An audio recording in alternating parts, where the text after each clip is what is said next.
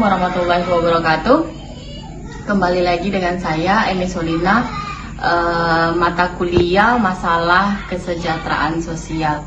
Yang akan saya bahas yaitu tentang salah satu bantuan sosial dari pemerintah, yaitu bantuan PKH, Program Keluarga Harapan. Nah, salah satunya bantuan ini untuk mengentas kemiskinan bagi masyarakat di Indonesia. Di sini ada sedikit video tentang sosialisasi PKH di Kota Tanjung Pinang. Selamat menyaksikan. Di kerumunan juga sawah, saya juga mohon maaf batin apabila ada kesalahan yang saya ucapkan. Kalau memaafkan yang ibu, pertama kepada ibu saya mohon maaf apabila ada kesalahan yang saya ucapkan. Ibu-ibu, kita topik yang paling pertama aja lah ya ibu ya. Ibu-ibu pasti bertanya-tanya kan tentang masalah bantuan PKH, betul tidak? Dengar nggak bu suara saya? Dengar. Atau saya buka masker aja? Soalnya batuk, saya lagi batuk, makanya saya takutnya nanti ada batuk kabur.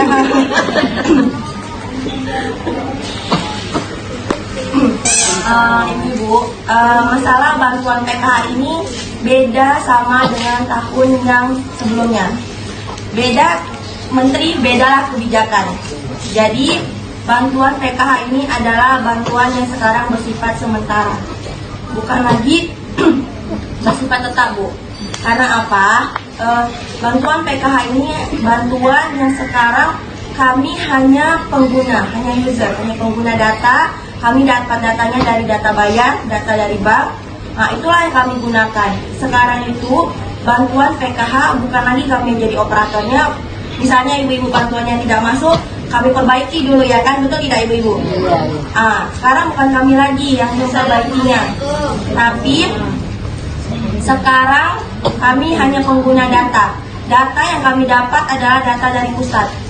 Dapat dari mana data dari pusat? Yaitu data terpadu kesejahteraan sosial (DTKS) yang sekarang lagi boomingnya, yaitu bantuan segala macam bantuan masuk ke dalam DTKS.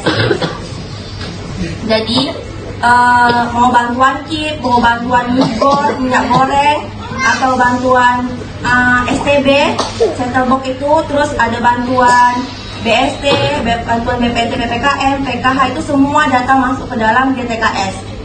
Jadi bantuan PKH ini sekarang datanya dari pusat. Jadi ibu-ibu bisa jadi di tahap 1 masuk, tahap 2 belum tentu masuk. Jadi ini ada absen. Di absen ini yang masuk di tahap 2. Ketika namanya sudah tidak ada di sini, berarti ibu-ibu sudah tidak masuk lagi bantuan PKH-nya. Alasannya bisa jadi ini tidak padan dengan Dukcapil. Ketika di pusat, ketika di daerah sudah benar NIK-nya, tapi di pusat belum tentu benar bu.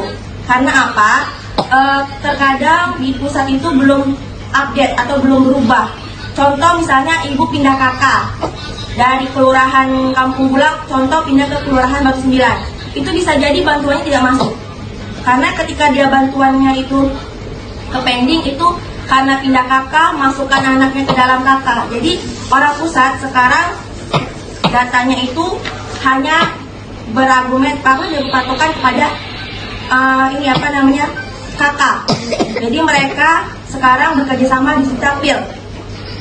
Jadi bisa jadi tidak padan NIK-nya. Terus kemungkinan NIK ibu double. Jadi satu NIK dipakai 2 nama. Kita nggak tahu siapa yang makainya itu, karena kami hanya pengguna data ya bu. Terus bisa jadi ibu nggak masuk bantuannya karena di sekolah itu ada operator sekolah yang kalau ibu-ibu misalnya diminta, adakah ibu-ibu kemarin diminta PKH, kartu ATM PKH, ada kan fotokopi kartu ATM PKH? Nah, ada bu sekolah yang kemarin. Jadi di operator sekolahnya itu klik bantuan PKH, maka bantuan PKH-nya masuk. Tapi ketika operator sekolah tidak mengklik data dia anak itu dapat PKH, bisa jadi bantuannya tidak masuk. Makanya ada yang terdaftar di Dapodik, ada yang terdaftar di EMIS. Kalau EMIS itu Kemenak, Kementerian Agama yang sekolahnya MAN, MIT, nah itu MTS atau sekolah-sekolah yang swasta.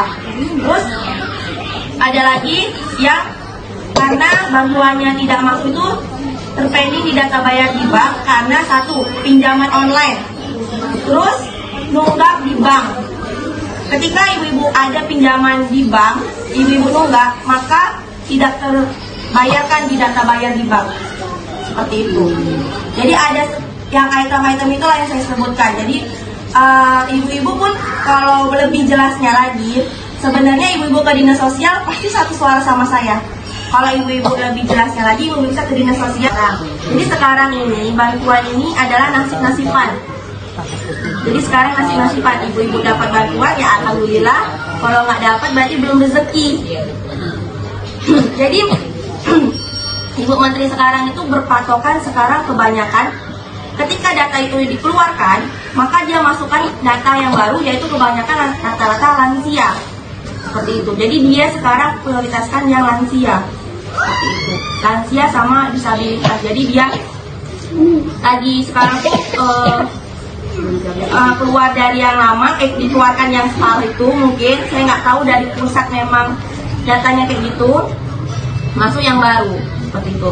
Dia tetap 10 juta Bu, 10 juta KPM seluruh Indonesia, tapi orangnya mungkin yang berbeda seperti itu. Datanya yang mungkin dia masukkan sekarang kami bukan validasi lagi Bu, sekarang data itu diambil dari data BPKS yang ngambil waktu kemarin bantuan BST, BPNT, PPKM. Kalau BST sama BPNT, PPKM kan mereka sudah punya ATM sama buku tabungan. Nah, yang kami ini yang kewalahan untuk mencari di lapangan, apakah orang itu apa ada apa enggak, itu terkadang. Terkadang pun kadang RT-nya juga nggak tahu ya Bu ya, karena cuma ada RT sama RW-nya aja, seperti itu. Ada yang mau tanya ibu-ibu masalah bantuan?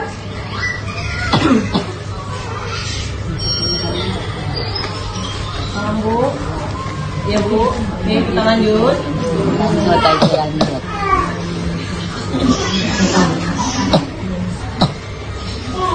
Jadi ibu-ibu, ini kan ada datanya nih. Ini datanya ibu-ibu tinggal cek aja di RW kan RW 9, nanti cek aja namanya di sini. Tanda tangan. Berarti kalau tidak ada namanya di sini, mohon maaf berarti ibu-ibu tidak masuk lagi dalam bantuan PKH karena kita gini Bu, kita kan terkadang beda menteri bedalah kebijakan, beda presiden bedalah kebijakan yang dilakukan dia. Jadi mungkin kalau PKH dari zaman SBY ya, dari zaman SBY dari kantor pos, sekarang beralih ke ATM yang agar supaya ibu-ibunya mempermudah, ibu pandai menggunakan ATM, itulah gunanya kan. Tapi kalau menteri ini kan beda-beda Bu, ada yang menterinya yang ngikutin pakai sistem yang kami, ada menterinya yang dia melaporkannya ke DTKS itu, sedangkan data DTKS banyak data-data yang lama yang bahkan yang udah meninggal atau apa segala macam masuk di situ semua gitu. Jadi kami sekarang tidak bisa lagi memperbaiki data ibu-ibu, kami hanya cuman mendapatkan data ini data dari bank seperti itu. Kalau ada data bank atau data bayar dari kami, itulah kami kasih tahu nama-namanya yang di SP2 itu.